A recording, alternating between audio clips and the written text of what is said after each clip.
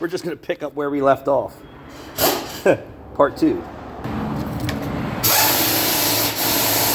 So if you look at the top of the catalytic converter, this is only what we could see for damage in this converter.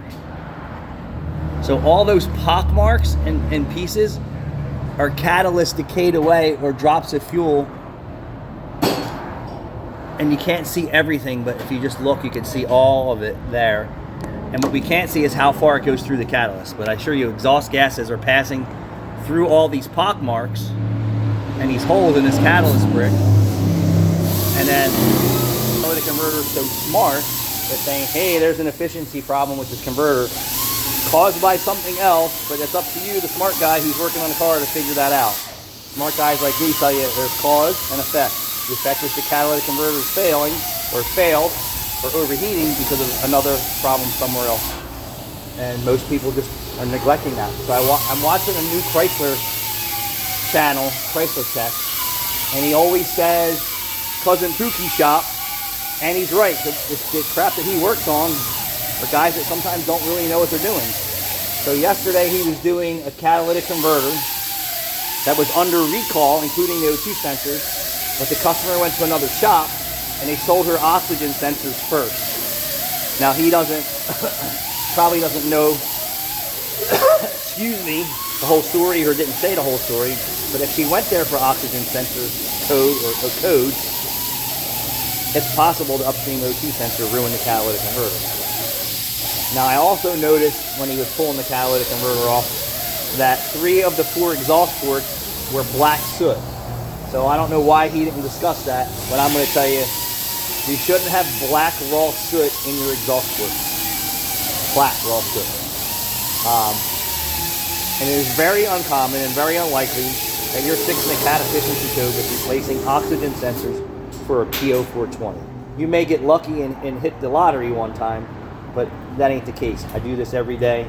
Oxygen sensors never, in my experience, fix a PO420 or a PO430. And he kind of said the same thing.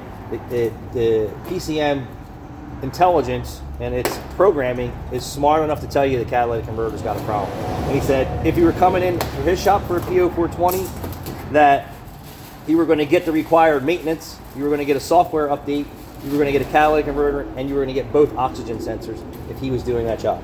Now, do I agree with him? Sometimes it's warranted, sometimes it's not. But, you know, he fixes the cars he wants to the way that he's recommending because it's him who's doing the job.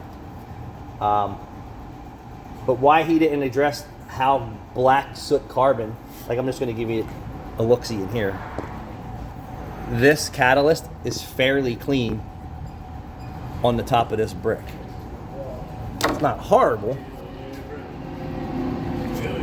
but when I see black soot in the exhaust streams, I don't take the O2 sensor out. Let's see. I'm going to show you right here. In most cases, if you see the catalytic converter, and I call that burned lean.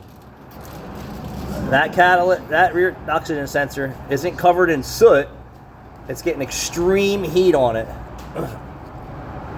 And that's probably where the catalytic converter is pitching the efficiency code. So your rear oxygen sensor shouldn't be covered in soot. It shouldn't be burned white. And it shouldn't be dripping with anything out of it. So I'm just going to wipe this off. When you pull the rear oxygen sensor out, it should be clean like that if your engine's running clean. That means the converter is doing its job. The combustion process is doing its job. So if they're burned white or black and the upstream's burned white and black and the exhaust ports are black, that's telling you there's a problem.